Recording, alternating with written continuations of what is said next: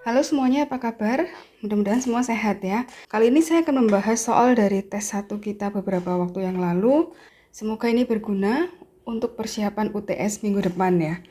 Oke, langsung saja saya mulai supaya tidak terlalu panjang. Kita ada 5 soal ya. Saya akan bahas satu-satu mulai dari yang nomor 1 dulu. Di sini kita diberikan suatu fungsi fx, y, z sama dengan akar dari x cos y dikurangi z kuadrat. Kita disuruh menghitung ada 2 pertanyaan. Yang pertama adalah f dari min 9, pi, 3. Jadi nanti langsung dimasukkan saja. Kemudian yang kedua nanti ditanyakan f dari 2, pi per 3, min 1. Nah, kita masukkan saja ya. Kalau ditanya seperti ini berarti kan nilai fungsi. Berarti langsung saja kita masukkan ke dalam fungsinya. X kita masukkan, berarti min 9 dikalikan cos Y, berarti cos pi, kemudian dikurangi z kuadrat ya, berarti dikurangi 3 kuadrat. Jadi ini min 9 dikalikan cos pi, berarti itu min 1. Jadi ini dikurangi 9, jadinya akar dari 9 ya. Ini kan bisa plus minus 3, tapi kita ambil yang 3 ya. Dikurangi 9, jadinya min 6. Bagaimana dengan yang kedua? Berarti kita masukkan juga nilainya sama seperti tadi. Akar dari X masukkan 2, kemudian dikali dengan cos pi per 3, kemudian dikurangi dengan min 1 kuadrat. Akar dari 2 kalikan cos per 3 itu seperti cos 60 derajat gitu kan. Berarti ini setengah, kemudian dikurangi 1. Sama ya seperti tadi lagi, kalau akar dari 1 berarti kita ambil 1 yang positif, kemudian kita kurangi dengan 1, hasilnya adalah 0. Lalu nomor 2 sekarang. Nomor 2 ini sedikit terapan tapi tidak terlalu sulit ya.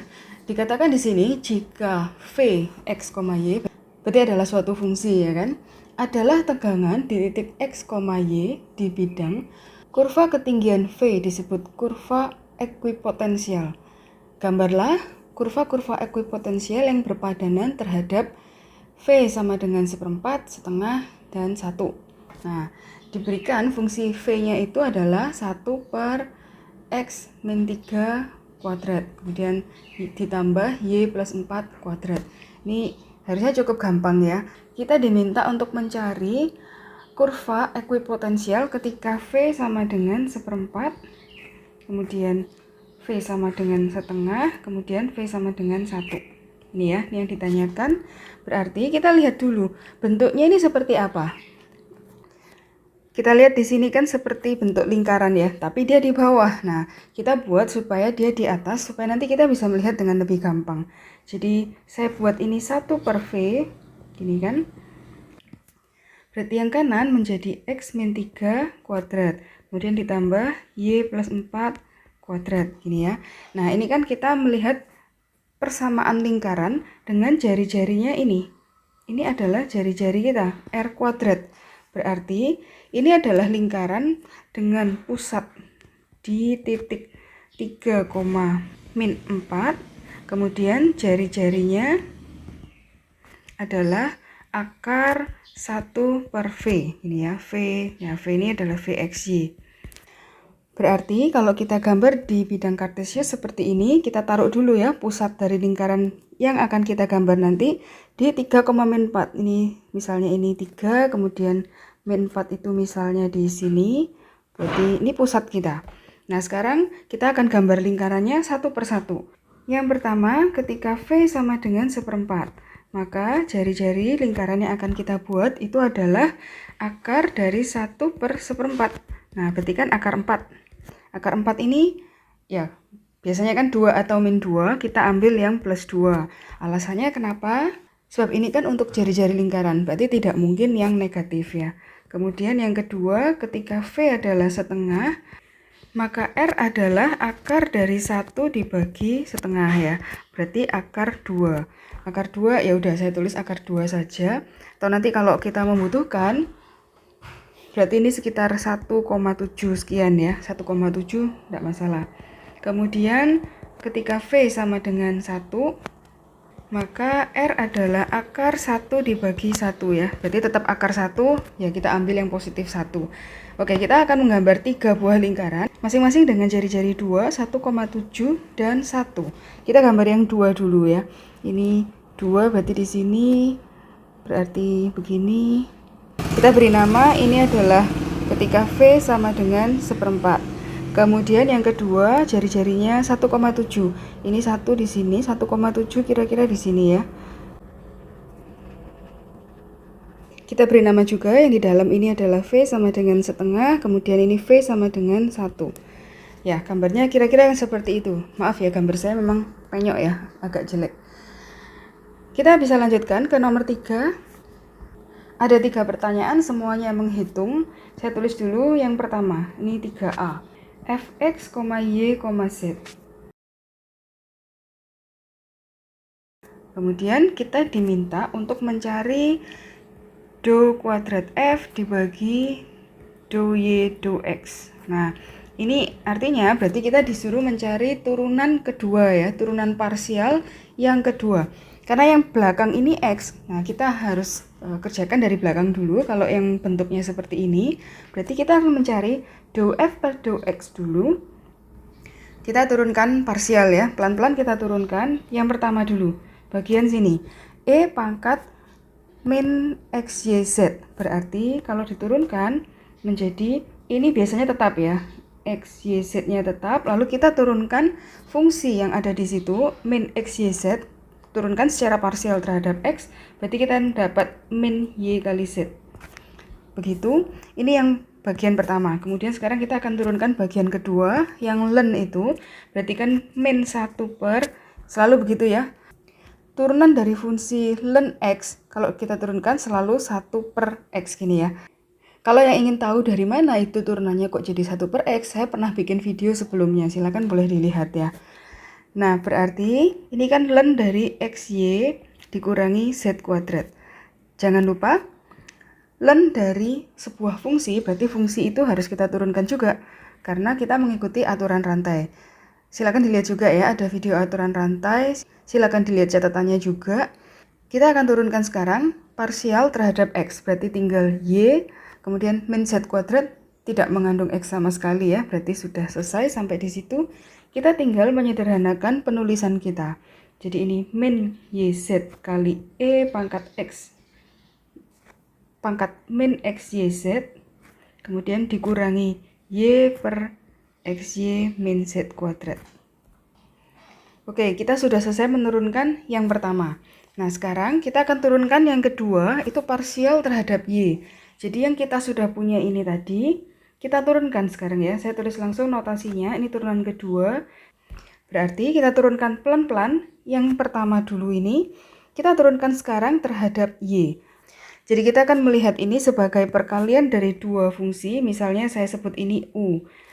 Kemudian yang ini misalnya saya sebut sebagai V. Turunannya berarti kan U aksen V ditambah U V aksen. Masih ingat gitu ya. U aksen V dulu ya. Min Y kali Z, kalau kita turunkan berarti tinggal min Z saja. Yang V-nya tetap begini. Kemudian ditambah dengan sekarang U kali V aksen. U-nya begini ya, tetap. V aksen berarti E pangkat min X, Y, Z. Diturunkan kali ini terhadap Y, maka fungsi di atas itu menjadi min X, Z. Y-nya yang hilang ya. Kemudian dikurangi, sekarang kita melihat bagian kedua. Kita akan melihat ini sebagai pembagian dari dua fungsi ya. Berarti ini atasnya adalah U, bawahnya adalah V. Gini kan?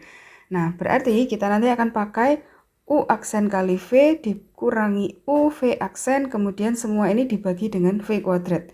Itu yang akan kita pakai. Oke, kita pelan-pelan ya. U aksen dulu berarti Y, ini kan jadinya 1. Karena ini memang turun parsial terhadap Y. Kemudian dikalikan V, berarti kan ini XY min Z kuadrat. Kemudian dikurangi dengan U, saya tulis lagi nih, Y. V aksen berarti kita akan turunkan XY, jadinya X. Kemudian dikurangi Z kuadrat. Nah, ini tidak mengandung Y, berarti sudah sampai di situ. Lalu kita bagi dengan semua itu yang ada di bawah ya. V-nya itu XY min Z kuadrat, kita kuadratkan. Sudah selesai, saya hapus dulu bantuan yang hijau. Nah, kita menyederhanakan aja sekarang. Apa yang bisa disederhanakan? Bagian yang pertama ini saya pikir ini sudah cukup sederhana. Ini nanti kita akan coba ringkas ya perkaliannya. Kemudian bagian yang ini terakhir kita bisa buang ini ya. Ini XY dikurangi ini juga XY. Oke, kita bisa tulis berarti ini sama dengan min Z plus X, Y, Z kuadrat. Kemudian ini masukkan di kurung E pangkat min X, Y, Z. Nah, karena ini sama, boleh saya keluarkan. Kemudian yang di belakang sana itu tinggal sisanya adalah Z kuadrat. Ini jadi positif. Jadi ini X, Y dikurangi Z kuadrat, kemudian dikuadratkan. Ya, jawaban akhirnya seperti ini. Itu adalah pertanyaan yang pertama. Kemudian yang kedua, fungsi yang diberikan adalah W sama dengan U pangkat 3 dikurangi U sekant V. Kemudian kita diberitahu bahwa U itu sama dengan X, kemudian V sama dengan PX. Nah, kalau kita melihat seperti ini berarti kita diberikan 3 jenis variabel. W adalah variabel yang tidak bebas karena ditentukan oleh U dan V ya kan. Nah, U sendiri apakah bebas? Ternyata tidak karena dia ditentukan oleh X. Kemudian V variabelnya ini juga ditentukan oleh X. Berarti kita ada variabel independennya, ada variabel dependentnya, juga ada variabel perantara ya. Kemudian kita ditanyakan turunan total dW per dx. Ini pada saat X sama dengan 1/4 nilainya berapa? Seperti biasa ya, turunan total berarti kan begini, dW per dx ini adalah kita turunkan dulu parsial. Pertama dW ini kita turunkan terhadap U ya. Kemudian nanti U-nya kita turunkan terhadap X. Lalu kita turunkan juga parsial terhadap variabel kedua yaitu V. Nah, nanti V-nya juga kita turunkan terhadap X. Begini. Kita turunkan dulu yang pertama dou per dou. Nah, di sini ada U pangkat 3 ya. Berarti kan turunannya menjadi 3U kuadrat. Kemudian yang kedua di sini ada U sekant V. Nah, berarti sekant V adalah suatu konstanta. Dianggap seperti itu karena kita turunkan parsial terhadap U. Kemudian hasilnya ini kita kalikan dengan turunan du per dx. Kita lihat di sini U sama dengan X, berarti turunannya 1. Kemudian dou W per dou V. Nah, dou W per dou V kalau dari U pangkat 3 ini kan tidak ada. Kalau dari U sekant V berarti U ini kita anggap sebagai konstanta. Kemudian sekant V kita turunkan ya. Sekant jadinya sekant tangen. Berarti sekant V tangen V.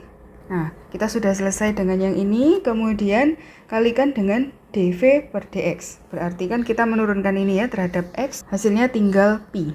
Hitungan ini hampir selesai karena kita tinggal memasukkan saja U dan V itu sebagai fungsi dari variabel X. Jadi 3 kali U kuadrat, U-nya X ya, X kuadrat, dikurangi sekant V, berarti dikurangi sekant dari PX. Saya beri kurung. Kemudian U, ini berarti X, kali sekant PX, kemudian tangen PX. Ada Pi di belakang, saya masukkan di depan ya. Sepertinya sudah selesai ya, sudah rapi. Sekarang kita masukkan angka yang dimaksud dW per dx ketika X sama dengan 1/4.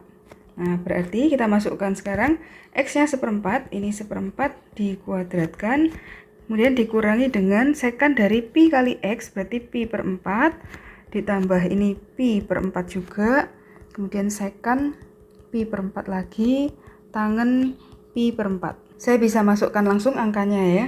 Jadi ini sama dengan 3 per 16.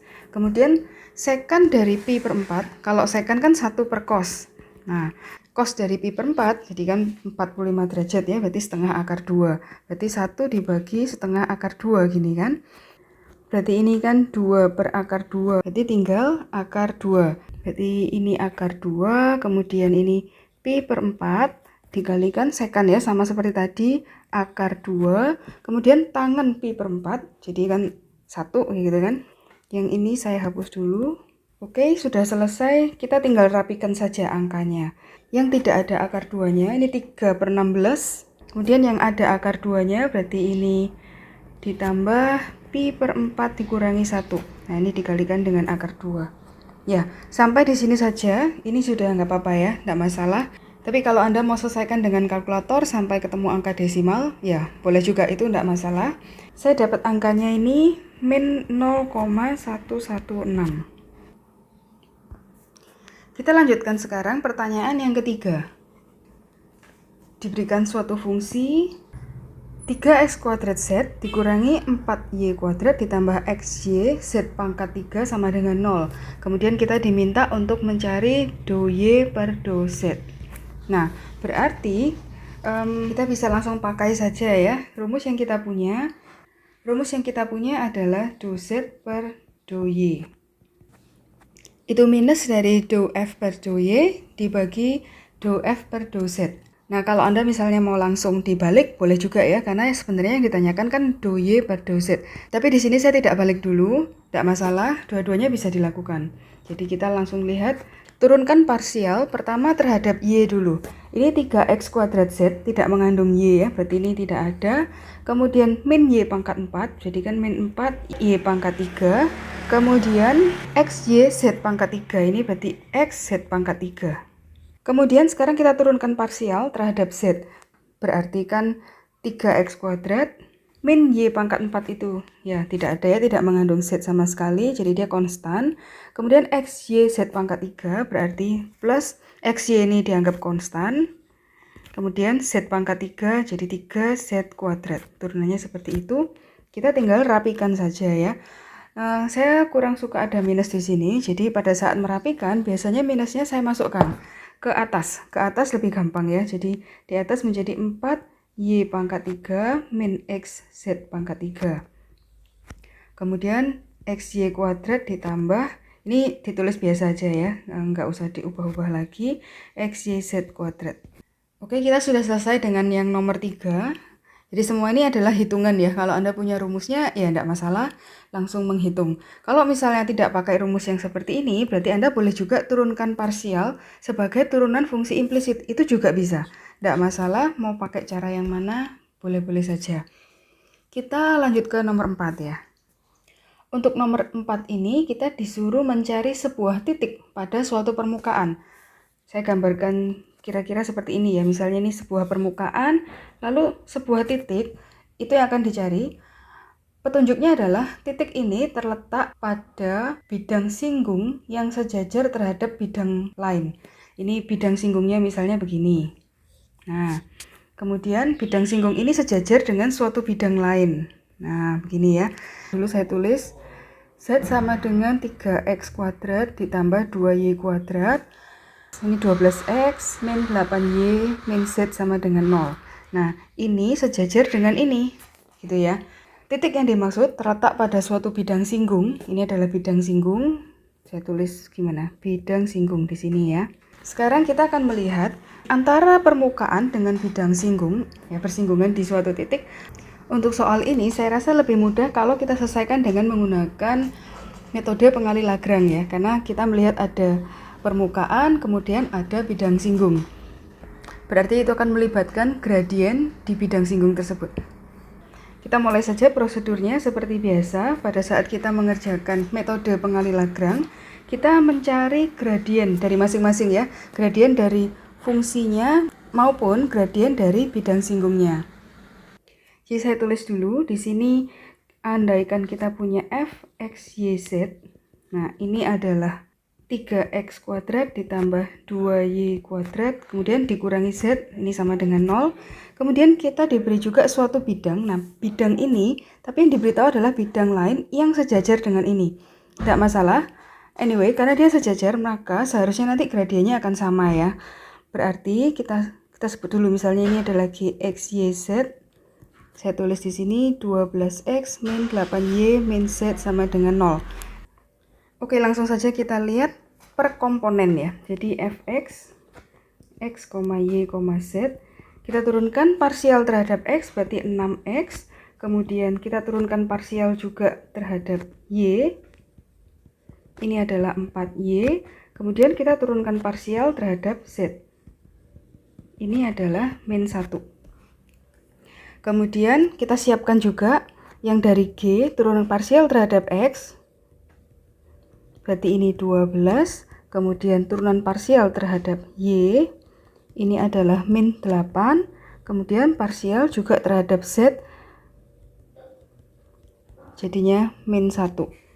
Nah, bagaimana membuat persamaan Lagrange-nya? Seperti biasa ya, kita buat per komponen juga. Jadi kita punya fx, xy, z. Ini adalah lambda dikalikan gx, xy, z. Berarti ada 6x sama dengan lambda kali gx, berarti ini 12. Kita sederhanakan, jadi x adalah 2 lambda. Ini bisa begitu. Kemudian yang di komponen sumbu y, berarti ini x, y, z. Kemudian lambda kali gy, x, y, z. Kita masukkan ya, 4y sama dengan lambda kali min 8. Berarti y adalah min 2 lambda. Kemudian yang ketiga, ini saya tidak cukup ya, saya masuk ke bawahnya saja. Parsial terhadap z, berarti ini juga turunan parsial terhadap z. Kita masukkan angkanya, ini min 1, yang di sebelah kanan lambda kali min 1. Ternyata sama ya, karena min 1 juga, berarti kita dapat lambda sama dengan 1. Nah, kalau kita dapat lambda sama dengan 1, kita langsung bisa pakai itu untuk mencari x. Berarti x-nya 2 kali lambda, 2 kali 1 ya. Kemudian kita bisa mencari y juga. Y adalah min 2 kali lambda. Lambdanya 1, berarti min 2. Nah, berarti ada titik 2, min 2. Nah, z-nya di mana? Z-nya adalah, hati-hati di sini ya, z-nya kita masukkan ke persamaan yang pertama. Yang survei sini kita masukkan di sini supaya kita mendapatkan titik ini. Nah, ada beberapa kelompok yang memasukkannya di sini, untuk mendapatkan z di bidang yang bawah ini, bidang yang sejajar dengan bidang singgung. Nah, ini tidak bisa ya, karena kalau Anda masukkan di situ nanti dapatnya xy dengan z yang ada di sini. Nah, ini kan beda. Jadi titiknya ada di situ, bukan pada permukaan bidang yang dimaksud. Nah, ini jadinya kan beda banget, bukan titik yang dimaksud ya. Jadi kita mau mencari ini, z sama dengan 3x kuadrat ditambah 2y kuadrat. Saya masukkan di sini, z sama dengan 3x kuadrat ditambah 2y kuadrat, berarti 3 kali 2 kuadrat ditambah 2 kali min 2 kuadrat, berarti 3 kali 4 ya, ini 12 ditambah 2 kali 4, berarti 8. Jadi ini 20 ya. Nah, kalau mau dirangkum, maka titik tersebut adalah 2, min 2,20.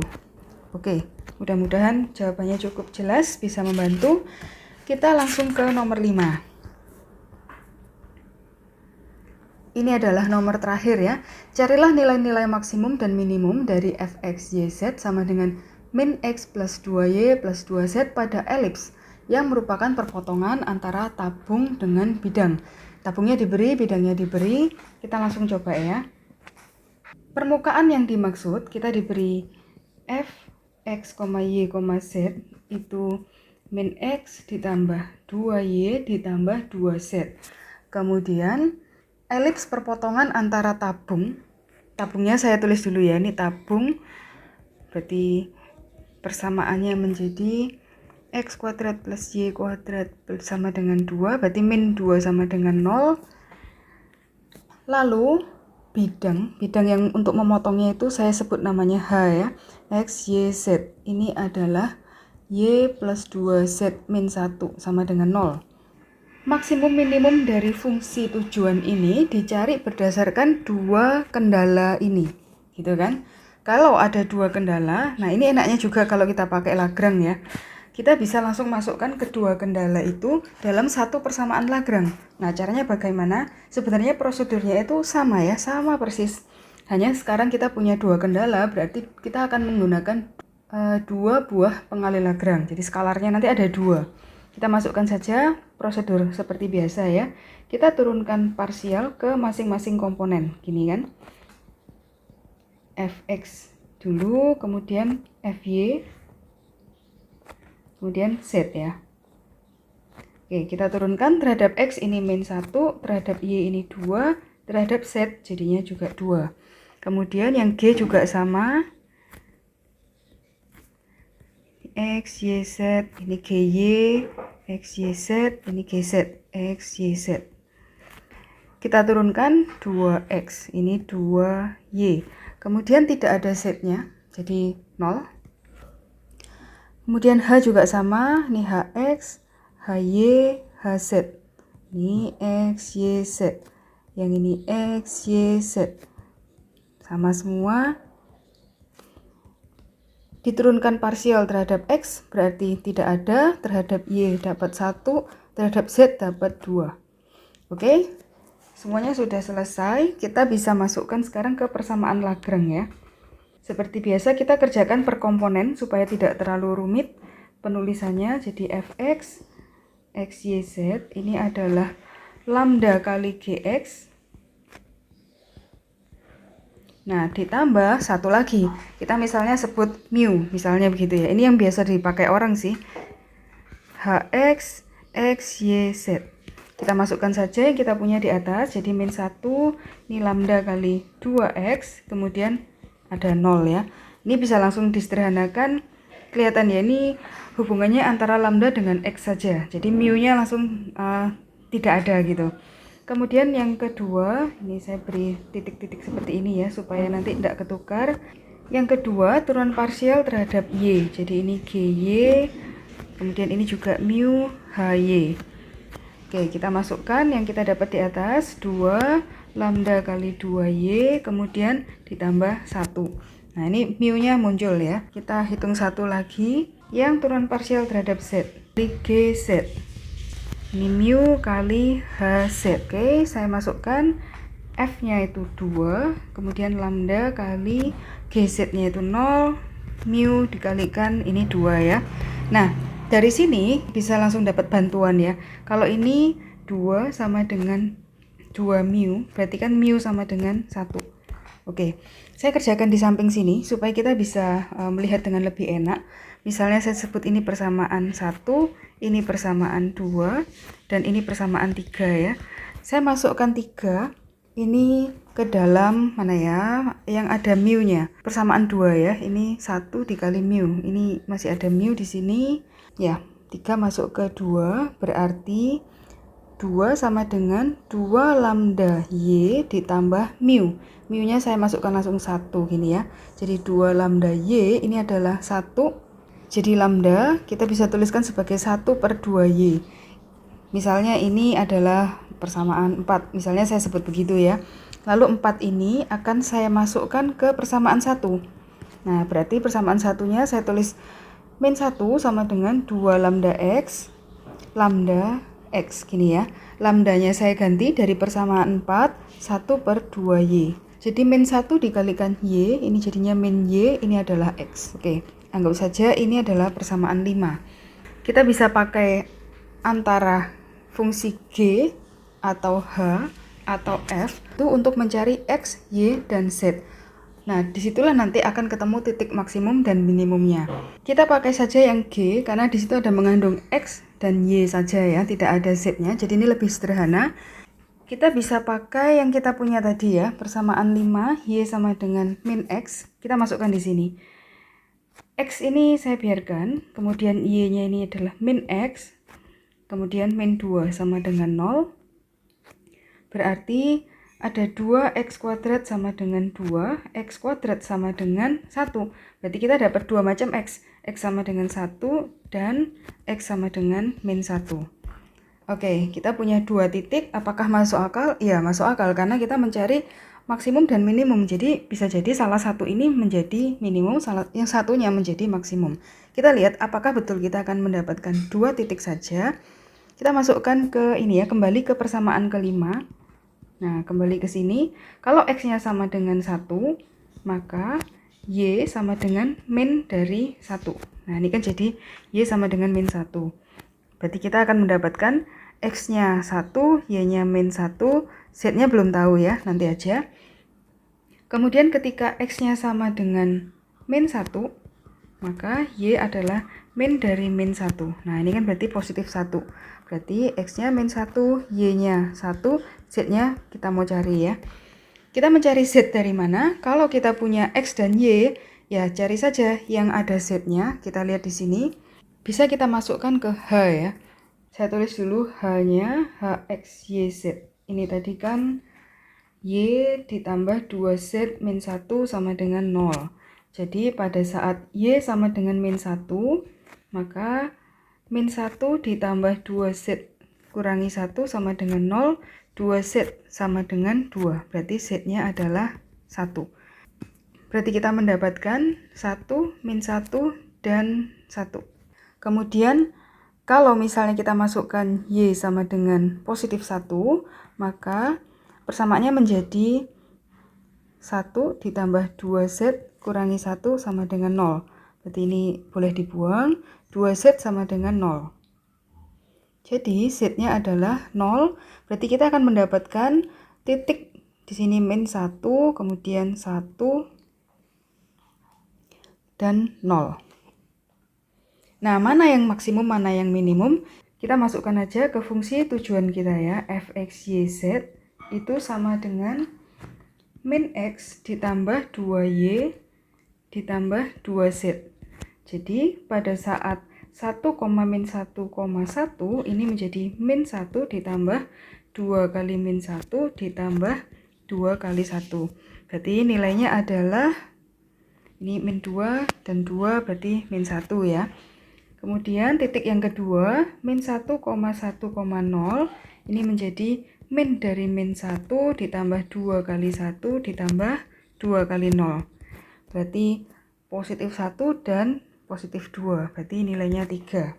Kalau begitu, kita langsung bisa ambil kesimpulan ya. Ini adalah titik maksimum dengan nilai maksimum 3, kemudian ini titik minimum dengan nilai minimum min 1. Ya. Untuk membuat kesimpulan yang lebih baik, maka Anda tulis begini. Maka nilai maksimum dari F adalah ini ya, 3 pada titik min 1,1,0. Kemudian nilai minimum dari F adalah min 1 di titik 1, min 1,1. Kalimatnya sama persis ya. Oke, sekian pembahasan tes 1 kali ini. Mudah-mudahan bisa membantu. Saya berharap benar-benar nanti UTS bisa lebih siap dan bisa dapat nilai yang bagus ya. Selamat belajar semuanya, sampai ketemu pada saat UTS nanti. Terima kasih.